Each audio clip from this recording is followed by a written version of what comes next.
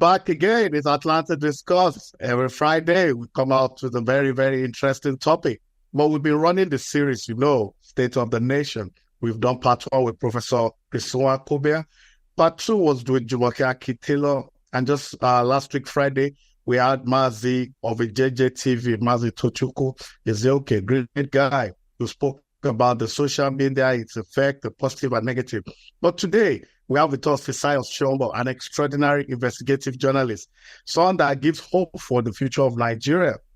Last year, we did like 5 interviews with David Uday, who was our man of the year last year, with people like Fisayo and David. The future of Nigeria is still bright. It's not as dark as we might think it is, because there are still people that are true to power, slay the stereotype, and practice journalism the way it should be done.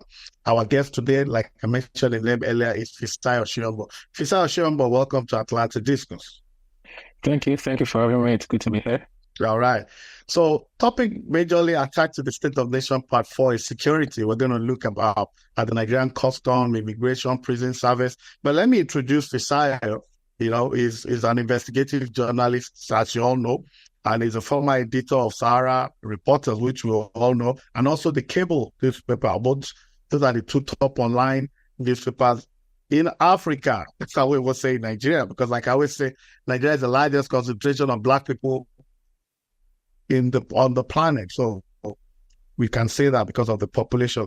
These are the two of the 3 biggest online newspapers. He's the founder and editor, the chief of Nigerian Foundation for Investigative Journalism, that's FIJ, which focuses on reporting social injustice and fraud.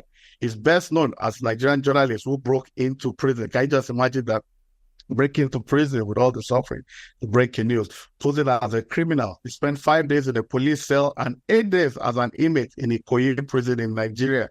Soyombo's devil investigative journalism has won him numerous international recognition, including the Kurt Shock Award in International Journalism and the Fetish of Journalism Award. Fisayo Soyombo, welcome to Atlanta Discuss once again. I know you're a very busy guy, so like always do here, we'll go for the jugular. Here we just disseminate positive news in the world filled with a lot of bad news. Positive in this instance, me just saying the truth. We bridge the gap between the developed and the developing world, and we just go for the jugular. So my first question to you really is this. Yeah. Recently you went undercover, at the border, for I don't know for how many days, and you did an expose on the Nigerian custom. Can you share your experience with us, what you saw? And, here you can go for everything, mention names and all that. We don't have a problem with that. So what did you see? What did you experience? Thank you. It was an investigation about the ease of smuggling. Originally, it was meant to be an investigation about the ease of smuggling goods into Nigeria, but as with most undercover investigations that I've done, I usually discover more than I bargained for when I hit the field. Yeah. Turns out that beyond just smuggling goods like rice, chicken, turkey, turns out that arms and ammunition get smuggled so very easily into Nigeria. The worst news of all is that the agency that was set up to fight smuggling is the one spearheading smuggling. You mean the custom? Oh yes, the Nigeria Customs Service. The lots of if you follow the news, like 2 weeks ago, there was a large-scale abduction in Kaduna. More than 200, people, young girls and boys abducted by terrorists who arrived on a motorcycle. Now, those motorcycles get smuggled into Nigeria by the Nigeria Customs Service, get sent to the north, as well as Tramadol, and a lot of other things. So I went to the field trying to just report on the ease of smuggling goods and services into the country, the negative effect on the country's economy, not knowing that in addition to that, I would be discovering the negative effects on the security. And when you hear that So an abduction has taken place by bandits or terrorists, and they are demanding ransom in millions, and recently 1 billion. The first question you have to ask yourself is, where did these bandits, these terrorists, find the arms and ammunition? Where did they find the motorcycles? They were smuggled in, and that smuggling was spearheaded by the Nigerian Customs Service. So what happens is, from the headquarters, the customs sends a signal to the border and says, so and so movement is from the headquarters. Nobody can stop that movement. And in it, you would find, guns, arms, ammunition, tramadol, bicycles sent to the north, used by terrorists in it.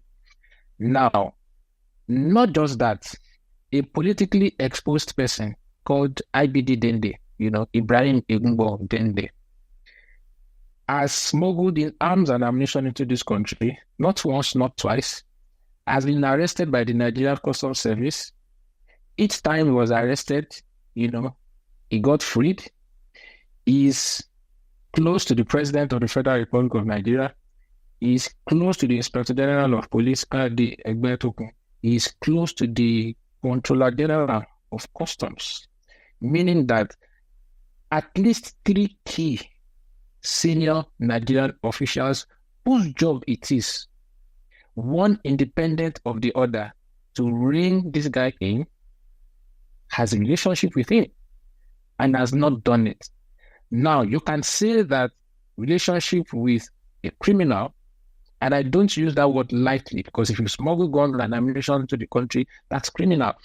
A relationship with a criminal, if those people are not aware, that's the best excuse you can make for them to say, oh, they have a relationship. It doesn't mean they know.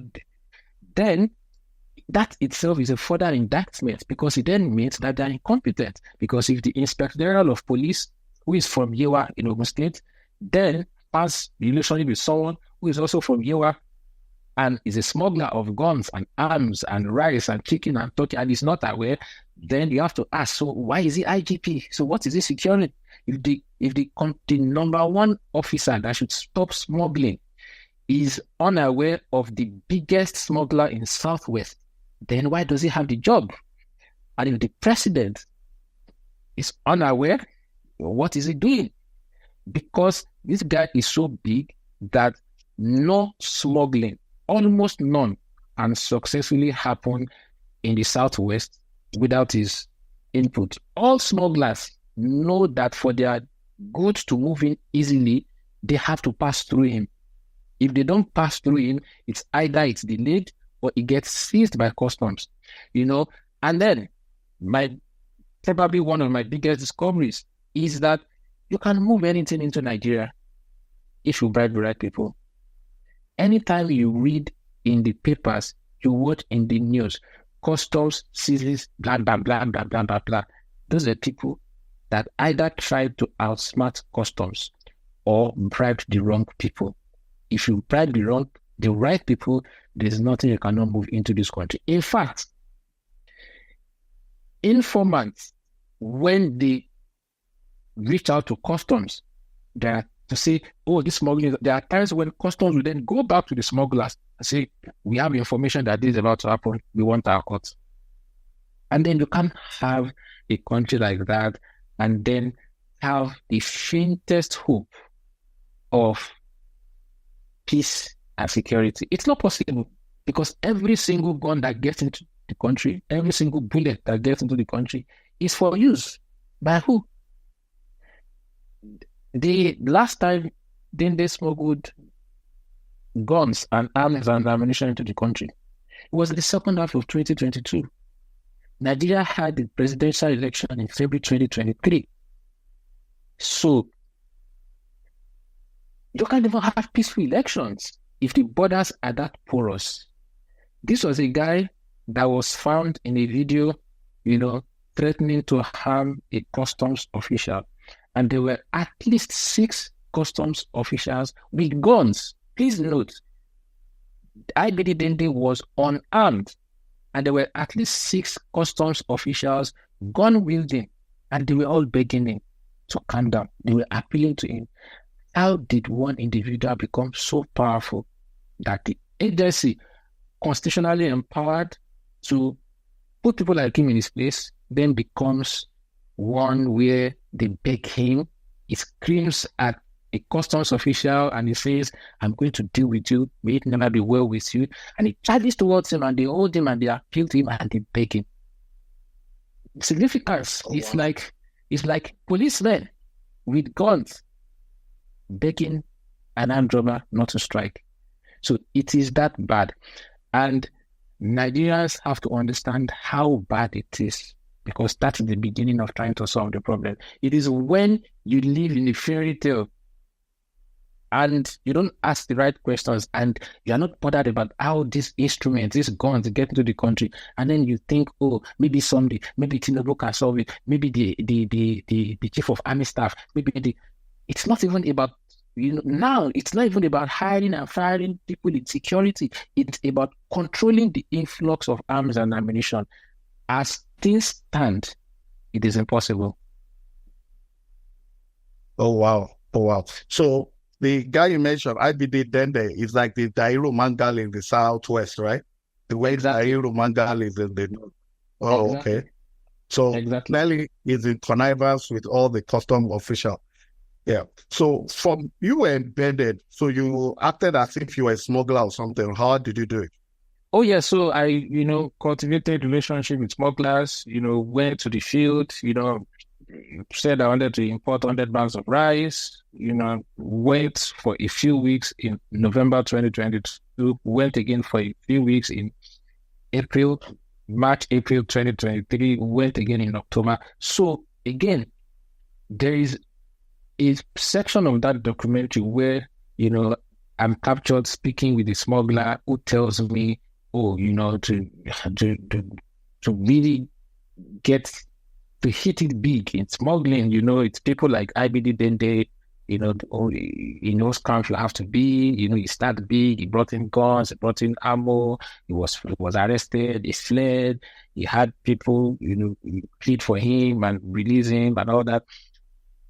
And then, people have said, oh, there is no evidence. It was just an interview. It was just an allegation. It wasn't an interview. It's not, it's like you going undercover with armed robbers.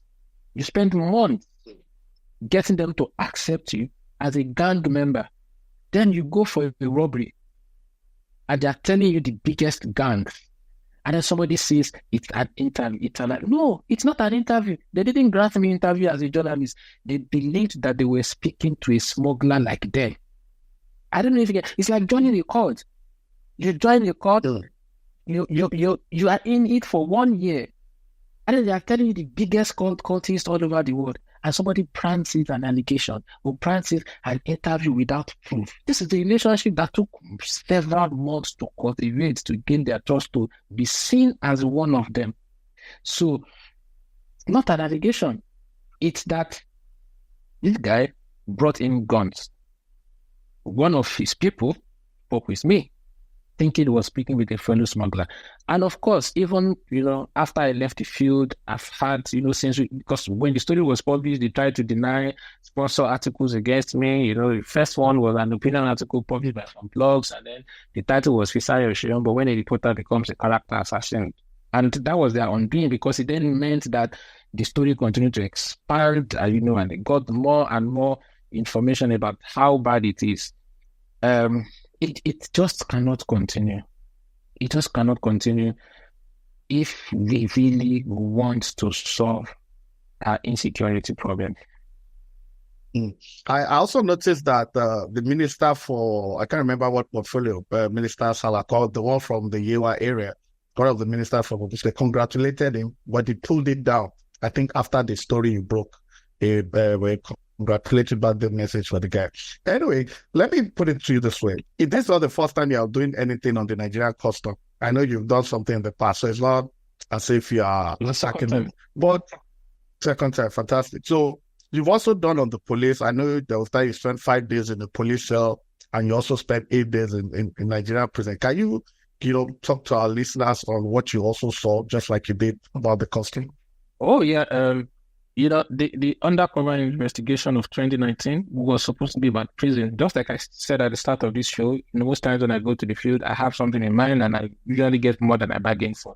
It was about, the corruption, malfeasance, injustice going on in Nigerian prisons. So I wanted to get to prison, but the police was an avenue to get to prison. Only for me to get to the police cell, expecting by law, I claimed that, the person that someone on my team went to report me to them that, I bought a car worth 2.8 million. I paid 500,000 and I didn't pay the remaining 2.3 million. I disappeared, and then, I was somewhere around the police station. They picked me up. For that offense, by law, I was supposed to be charged to court within 24 hours. Because the law is that if a court is within 40 kilometers to 20 kilometers radius of the police station, had to be arraigned in 24 hours. If it was more than 40 or 20 kilometers away, then I had to be arraigned in 48 hours. Anything longer than that, they needed a court order. These guys held me every single night. In the morning, I would come to me to say, nobody to take my bill. They just wanted money. So every morning, I got in on a Monday morning. Tuesday morning, they wanted bribes, nobody to pay. They kept me there Wednesday, Thursday, Friday, against the law. As a matter of fact, on one of those days I wanted to have a bath. A policewoman had left. A new one came, to take over the shift from her. And I wanted to have my bath, and I wanted them to open the police cell for me. And then the woman asked for my name, and the pseudonym I used then was Ojola Jumoke. And she was say, Ola Jumoke, your offense no reach make you bath. And then I called a fellow cellmate to say, please, did I commit murder? Check the board. What's my offense? They had written stealing and hijacking of SUV. Don't forget, the offense was that we bought a car and then I didn't pay. The police had trumped it up to stealing and hijacking of SUV, which is why when NSAS happened the following year, I supported it wholeheartedly because I had seen firsthand how the Nigerian police would trump up charges against people. From payment was incomplete. They turned it to stealing and hijacking of SUV. And they said that I was not entitled to a bath because I had stolen and hijacked and hijacked, an SUV. And then from there, I was taken to court after 5 days because by Friday, there was nobody to come pay for my bill. Remember, what I wanted to do was to go to prison. So it was not even in my interest to pay bill. So Friday, they saw that, 5 days in our cell, nobody to, pay us money for bill. If we keep this guy Saturday, Sunday, it's still be the same. And then they said, okay, take him to court. Right there in court, prison warders were asking me for bribes. The first bribe that was collected from me was by prison warders. There's a holding cell in every court where they put inmates. When inmates arrive for their sessions, they put them in the holding cell, then they call them into the court one by one. After court, they put them back in the holding cell. Instead of letting me stay in that holding cell, they started with 10K, but ended up collecting 5,000. So back in 2019, to let me sit in their office, pending the arrival of the prison van that would convey everyone back to prison. And they were telling me right there in court that if I had money, they would get me a good deal for housing inside the prison. That the prison cells were in categories based on how much money you had. As a matter of fact, someone claiming to be close to the magistrate came to me and said if I had money, all my bail conditions, they would get all the documents for me. Right there in court, I would go home. Meanwhile, the announcement by the magistrate was that I was to be remanded in prison, which then means that a lot of times when you read the newspapers and you watch and say, this people, the judge remanded the person in prison, it's not every time that accused ended up in prison. And, when people talk about, my method, undercover, because these things, you are never going to know them. You are never going to know them unless you are a participant. Imagine watching the TV. Someone has committed a crime. A judge has remanded the person in prison. And you say, yes, justice served. And the person just bribes his way out of court and goes to his house to sleep. And people think he's in prison. Imagine getting to prison, you erase your record, you pay the right people. Essentially, my discoveries in prison were that We only have a prison system, a justice system that works when it is time to punish the poor, the weak, the vulnerable. When it's about the rich, powerful, the connected, there's nothing like justice system. The few exceptions are cases where the media has spotlighted that case, and it's just so it's like you just can't stay away from prosecuting the person. Interesting. Very, very interesting. So, I mean, you've done a lot of work on the police, which you just spoke about, on the prison system and the custom. Do you have anything on the NDLEA or the immigration services? Maybe someday we'll see. We'll see in the future. We'll see. Now, one of the reasons why we do what we do is that we're talking about state of the nation, just to see how our institutions are failed. You know, we're not trying to denigrate the country. We're just saying, okay, one of the reasons why things don't move forward is because the institutions are failed, which boils down to failure of leadership and all that. You know, so recently, I don't know if you followed the news recently about budget padding and all that. You know, did you follow that story? Yeah, now some excellent. You can see also from that there's a misapplication of funding and all that, you know. So if, for example, a smuggler has connection in high places, and from your investigation while you were embedded, you saw that with the right price, anything can be brought in and out. So wherein lies the hope for the future of the country? Do you think? So the first thing is, I think the kind of journalism that I do, you know, helps to spotlight these issues, and I think more journalists who do this kind of work are needed in Nigeria, because, as I said earlier, the genesis is that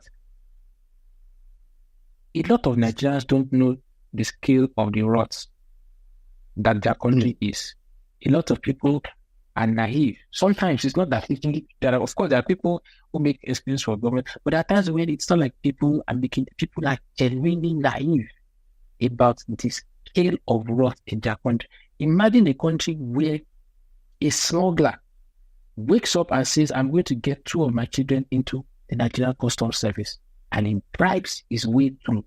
There are 2 of them in Zone A in Lagos. Then he can't smuggle anything in. And then people don't know that it is that bad. People leaked in the news that Nigeria Customs announced a few days ago they intercepted some guns, but they did not name anybody. We are not talking about someone smuggling carrots or pencil or pen into the country. We are talking guns. You cannot say you intercepted guns at Tinkan Island, meaning the consignment already landed on Nigerian territory, and you cannot name the people involved, the companies on the document of the consignment. You cannot name one single person. Go and check. Every time in the last 5-10 years that the customs have said we intercepted guns, not once have they publicly named the victims. Why? So if you have that kind of country, first of all, people have to know how bad it is, and that's the role of investigative journalism. The most important thing we need to do as a people, we need to get leadership right. I can write, I can screen, 10 journalists can write, can screen. Sometimes there is impact, yes, but the best way to get it done is to then have a president who genuinely wants to work and says, no, I'm going to solve this problem. I'm going to do that. Now, quite a number of things are wrong with the country, from, you know, the structure, the corruption, the complicity of the different arms of government, of course, including the media. But it is not like we need to solve all these problems one by one. It's not like we need to solve the problem of corruption in the media or inadequate investigative journalism in the media. It's not like we need to, you know, solve the problem of National Assembly and then stop the problem of local government. We need to get leadership right. For any system, let's say Ogun State, for instance, they managed to elect a governor who's coming in and is thinking, even if it's one term, I'm going to, you will find that the state becomes a model for other states. Nigerians have to elect a president, not based on ethnic grounds, not based on reward system for years of raising political acolytes, but because they see genuine intention, competence, know-how, integrity. If we get leadership right, a lot of these things are possible. What does it take a president by now to have removed Controller General of Customs or to have given him an order, get that smuggler that was screaming at customs officials, get him? What will it take the IGP? So you have a president who genuinely wants to work and fight incompetent people and put them out. Because for him, appointments are not about sentiment or politics. It's about delivery. And people know that they have to deliver or they get to lose their jobs. So the most important thing Nigerians have to do is to get the election of leaders right. As long as the worst of us are our leaders, we will continue to struggle as a country. So, you saw what happened at the last election. I mean, I know in the past our elections used to be free but not fair. Now the elections are not free, they're not fair. I know you've been doing with later emphasis on getting the leadership right. If our elections are not free and fair, how do we get the leadership right? That's a big Our elections are not free and fair, but how did party delegates vote? In the three leading parties, money exchange hands, delegates did not think about national interests. They took money and voted according to the money that they got. So even before we even got to, the latter election, intra-party selection of candidates, people went with stomach infrastructure. So Nigerians have to get to a point where they see that the way forward is not to individually look after their interests. The way forward is to look after the collective interest, because when the collective is solid, the personal is taken care of. We have to next election cycle might be too close because it's the same party, and it's extremely difficult to vote out an incumbent. Maybe 2031, where it's maybe another relatively level playing field. Someone from now is already planning towards 2031 and saying, yes, we will present a formidable candidate who can get the job done. There has to be some intentional planning. Not just that 1 year to an election, somebody comes out. Peter Obi came out because he didn't get the PDP ticket. I hope it's not just because Peter Obi came out and said, I'm going for Labour. No, he tried to get the PDP ticket. It wasn't going to work for him. Then he moved to Labour. By the time he declared his party, it was less than a year to the election. No, the president that will displace these two ruling parties that have held Nigeria by the jugular since 1999, and we have been jungled from primary to fire, will start several years ahead. Some group of people have to come together to say, we've identified this person, we are putting forward an 8-year plan, a 10-year plan to get this person to become president. And people have to vote, not according to stomach infrastructure, not according to religion or ethnicity. I want someone from my tribe, I don't want someone from my tribe. No. Until the overriding sentiment in an election is the public interest, there's really nothing they can do. There's a minister, was found to have been corrupt, better edu. What happened? Just the mover, no prosecution. But let me ask you this. Right in the middle of hunger in the land, people were smuggling stuff outside Nigeria. The president said, return it to them, right? Let me ask you this. In the 70s, 80s, we still had a lot of patriotic people in the civil service. But now it's clear that the percentage of real patriots are shrunk, but the percentage was negligible. And there's failure of institution across the board. We just looked at the police, which you investigated a lot, the prison service, the customs, and judiciary lately too bungled it. And you can see there's a lot of nepotism there. Chief justice appointing their kids and all that. So that's why I asked you the previous question, that where real lies the rule? There must be a way out of all this. Because the way INEC is structured now, the elections are not going to be the will of the people. So the way I see it, and at the editorial level, we've discussed so many times, the likely way forward is for the people themselves to determine. But the people are hungry. Poverty has been weaponized to a large extent. You said something about the next two elections are not 2027, but 2031. With the way Nigeria has been economically, by 2031, I don't, only God knows what will be left of the country. So what I'm trying to say in a nutshell is this. There's no functional institution right now that I can't lay my hands on anyone, you understand, from police, judiciary, even the legislative armies.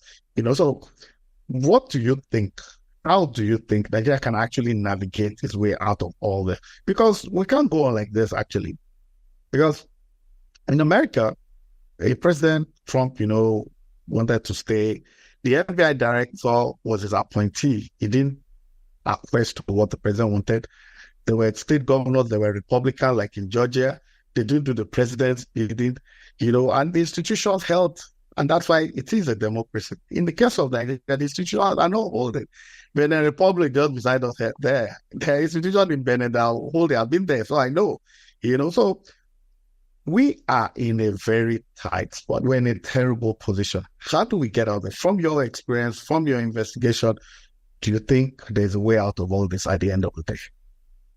In terms of looking within institutions, the outlook is bleak.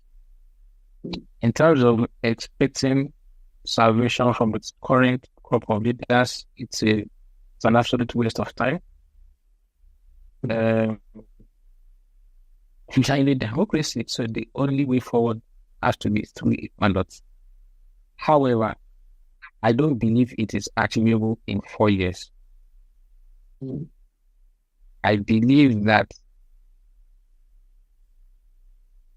some group of people, powerful people, who mean well for this country, have to come together, find a candidate, someone they genuinely believe has integrity and can do the job. For instance, when Obasanjo appointed Dora Akunyili as NAFDAC DG, simply because he knew that she was a woman of integrity. There was this maybe trip, a health trip, that government sponsored for her, and then she didn't need the surgery again after getting abroad, and she returned the money, a lot of money. So she already had that record of integrity. And it was no surprise to someone like, to us in the public, we probably, were stunned, but for someone like Obasanjo, there was no shock seeing how, Dora fought fake drug promoters in the country. So people like that exist. That person has to be found. And then the question then is, how much did the last president spend to win the election? Then that money has to be raised. All talks about the PDP, APC hegemony, it's all about financial muscle. That's all. That's why it's hard for any other person to break in. Look at all other parties. If you wanted to go to the 36 states of the country, you know how much time it would take you, the resource that it would cost you. There's almost no other party outside APC, PDP, maybe Labour Party, that can do that. So it also has to be about getting the funds to back this person and putting in a long-term, minimum of 8-year plan into building that person into the candidate and, promoting, getting that person into the limelight. Because you're not going to get that solution from APC. You can see the way it is structured. You're not going to get that solution from PDP. You're not. Atiku, that was PDP's candidate. His records are there. In customs, working with the president, his boss said it, that knowing how corrupt Atiku was, God will not forgive him if he supported that kind of person to be president. I didn't say it is the president, it's his boss who said it. So if you look at the candidates that the two parties have presented, since 1999, you know that you cannot have hope. It's the way forward would be to displace one of those two guys, those two big parties. And it can only happen. It can't happen under 2 years. Any candidate that works outside these two parties, anybody that wants to be president in 2027 and is not already strategizing now, is not ready. So it will. Africans are not used to long-term planning. We are not used to long-term planning. Someone sits down and says, I'm setting up a company and I'm not expecting to break even for another 10 years. Setting up a company in 2023, I'm expecting to break even, 2024, I'm expecting to break even in 2034. We usually don't have that kind of long-term thinking in this part of the world. But that is what we need, because, you are not going to break the dominance of those two corrupt giants in 4 years. And then there's no other kind of thing that is possible under this structure. If someone appointed me EFCC chairman today, what am I going to do? What am I going to do? Am I going to go over his favorite guys in the party, the people who get contracts, who get kickbacks, that he's aware of, that are his favorite? Am I going to go? Has EFCC gone after Beta Edu conclusively, even arraigned in court? So are you going to do that when the president who appointed her simply removed her and said life continues? So there's really no other way. You can't look to individuals. Individuals and the few shining lights in institutions can only slow down the rot. Give me an example of a shining light institution. You just mentioned shining light. Is there any right now? In customs, for instance, I don't believe everyone in customs is bad. You know why? Because I found that on the field, the smugglers who bribed customs officials then waited for the customs officials they bribed to give them information on when the Hilux vans would move, so that the smugglers could evade the patrol vans. That suggests that there are one or two people actually who want to patrol, who want to fight smuggling. These people exist. It is about finding them. It is simple. It's about... for instance, my first editor in the Nigerian newspaper is a man called Mr. Jaman Anikulapo. I know that he did not take bribes. I know. Not everybody knows, but because I work in that newsroom, I know. If you invited him to the event to come and meet Governor President, he declined. He didn't even want to be there. He wasn't interested in that. Of course, you understand Nigerian media, you know that it's largely business. Lots of stories you read on the pages of newspaper as news are indeed PR, but that's just one man that I personally know. So in every sector, these people exist. You only need to go and find them. You need to go and find them and then have a plan. The problem is that even the power brokers, the people who have the financial muscle to push that kind of project, are all interested in themselves, all interested in being on the good books of the current regime, just as they wanted to be in the good books, of the past regime. There have to be powerful people who come together and say, it's time to look after the Nigerian interest and not personal interest. Because for me, the most effective change you are going to have in a democracy still has to be through the ballot. Do you think those powerful people you're talking about, because I've done some series in the past. There was one I did with Professor Tommy, Pastor Itwa, and I think with Senator Shehu Soni. We did weak state, collapse state, and failed state. And one of the consensus among all of them is that we need a political solution. We need to discuss. And they also all believe that it's failure of leadership. So, you see ethnic agitation everywhere, Biafra, Oduduwa, and all this. So, and I agree with them that it's failure of leadership. And I, like you, agree to that if we have one good leader and all that. So, do you think, for example, like an Obasanjo, a lot of people think Obasanjo is the best president we've ever had. I tend to agree to some extent. It might not be fantastic, but at least under him, we saw some positive influence on the economy. So what I'm saying is that this big wigs are talking about this, wealthy people and all that. In most third world countries, all these big people, they're actually product of the system. They're hardly do you see a self-made man, do you understand? In a country like Nigeria, everybody must have benefited, from the system one way or the other. If you look at the banking industry, the dollars, CBN, oil trading, everything is interwoven, interlocked. It's like a chain, So they all work hand in hand. The only reason I think, like I said, it's a discussion. The only reason I think people will come up and do something about it is that maybe they think the country is about to collapse. And when it does, their interest and everything will crumble, But it is clear that most of this part that be supported whoever is in authority today. And so long their interest is taken care of, it probably will never happen.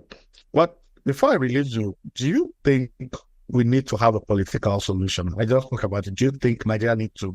Because a lot of people have said, Professor Tommy and some have said that, sorry, it was Professor Odinkalu, Chidi Odinkalu, he said, because I asked him if we needed a sovereign national conference and all. He said, no, it's not about the constitution of the conference, that we need to talk. Do we want to stay together? That kind of thing, that there's no equity, justice, and fair play. So do you think we need a political solution?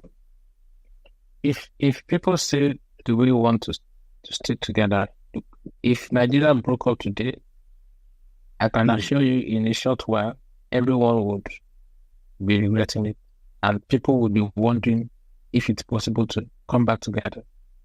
If the problem was sovereignty, the Southeast, for instance, has had governors, Eastern governors. What did they do to redevelop the Southeast since the war? It's not like, so the Southeast wants to, decides to break away. You are still going to have one of their political juggernauts. Imagine the president of a Biafra, for instance. So, in the current Nigeria setup, what exactly have they done? So, to make that argument cleanly, you need to have examples of 2-3 states in the Southeast, for instance, and show that they're better off under the leadership, and the problem is the drawback of concentration of power in the federal structure. But that example is not there. The North were to break away from Nigeria today.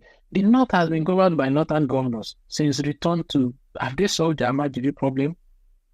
So, breaking up will only redistribute the loot. That's it. It still won't be in the interest of the public.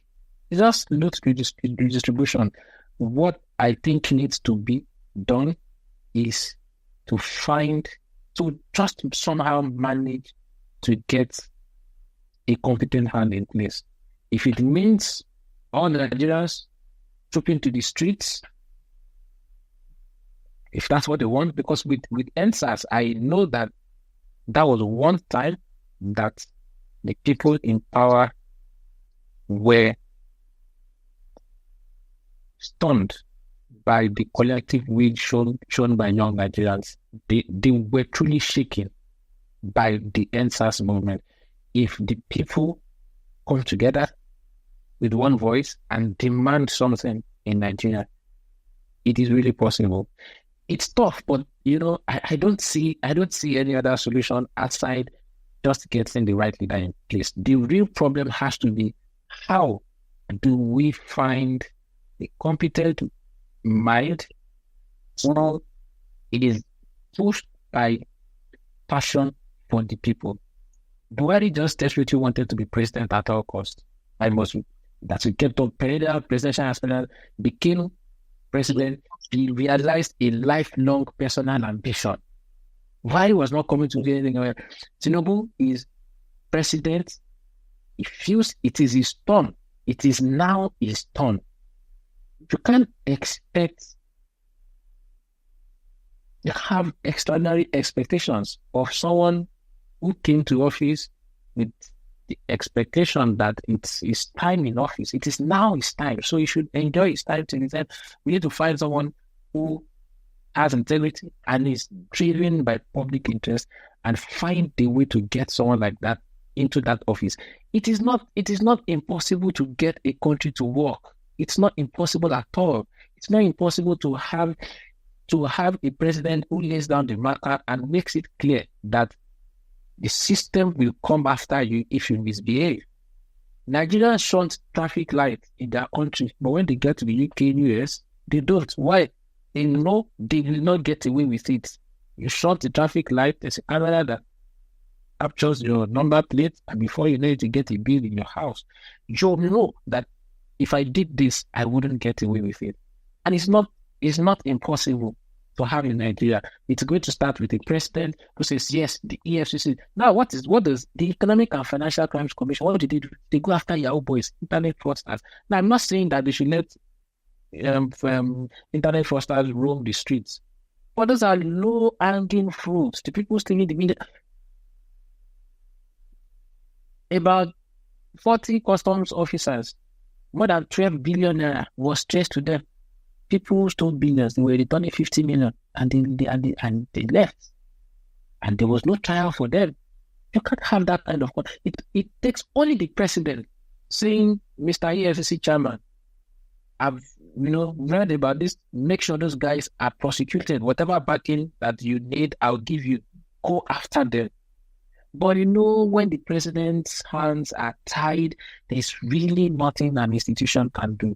Nigerians have to realize how important the office of the president is. The irony is that the people who occupy those offices, they know how important it is. That is why they bribe their way through, they fight their way through, they intimidate their way through, intimidate the public. They know how important it is to be in that position for themselves. But the people then forget how important that office is for themselves. And then they are thinking about the handouts. If we don't get leadership right, there's really, we break up, you don't break up, you strengthen institutions, you don't. Every institution headed by every human in a country is subject to the whims and caprices of the president. The president doesn't want it. What do? You insist, then you lose your job. It's clear. So we have to understand that the real work is sitting down and saying, how do we identify that person? That person is not going to come from APC and PDP. How do we identify that person? And how do we get that person to that office? In terms of spending a good number of years making Nigerians familiar with that person, not like it is election season that we then get to see the person, having that long-term strategic plan and financial plan to ensure that the person emerges president.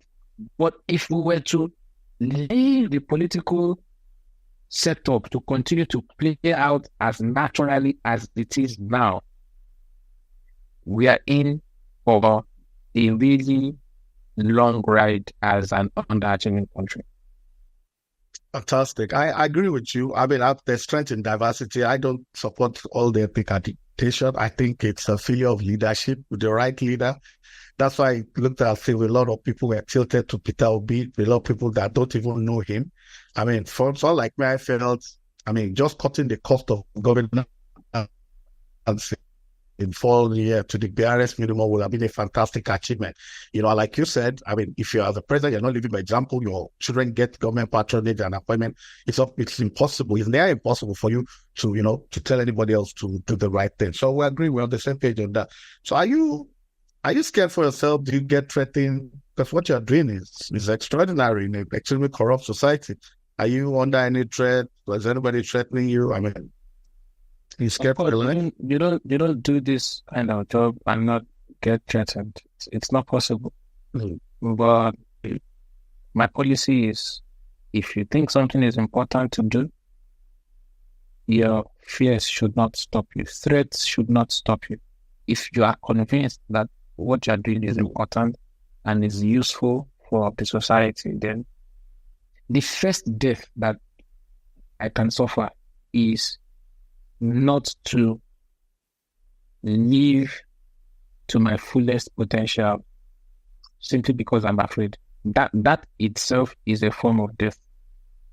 And with that understanding comes the strength to keep doing it. Of course, you don't do this kind of job and to go to sleep. It's not like people in customs, like IBT, then it's not like Controller General IGP. It's not like they sit in their rooms and they cross their legs and they applaud me and say, yeah, bravo. That's not how they feel about me, So it means also that I have to keep looking over my shoulders, which is not a problem. Thank you, Fisayo Soyombo. Fantastic. You've done a great job. You'll continue to do it. And with people like you, I do think it gives hope, because a lot of people are forlorn, disappointed. There's really no hope. There's no movement or traction in Nigeria. You're a true leader. You're a patriot. On behalf of all Nigerians, wherever they may be, those that believe in what you're doing, I say keep up the good work. We'll support you in any way we think we can. It's Atlantic Discuss. This is State of the Nation Part 4. We're looking at the Nigerian security apparatus. We have looked incisively at the police, the prison, and custom. Our guest, Fisayo, has been embedded at the border, in the prison, a police station. So it's not just talking, he's speaking from experience, what he saw, and he has done what a lot of people should be doing. And Fisayo, thank you for coming to Atlanta Discuss, and I will look to have you next time, and keep up the good work, like I said. Yeah, and to our listeners in the 7 continents, Antarctica, Asia, Africa, Europe, North America, South America, all over the world, thank you for your loyalty. It's still Atlantic Discuss. Remember, we embrace all facets of humanity to disseminate positive news in the world filled with a lot of bad news. We give a voice to the unheard. We balance the information equation. Search and discuss the facts wherever it leads. We combine the best of human race to get the best out of mankind.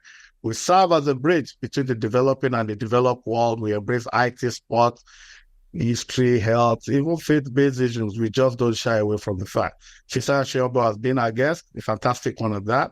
It's a wrap today. See you next week. Thank you. God bless you. Wow.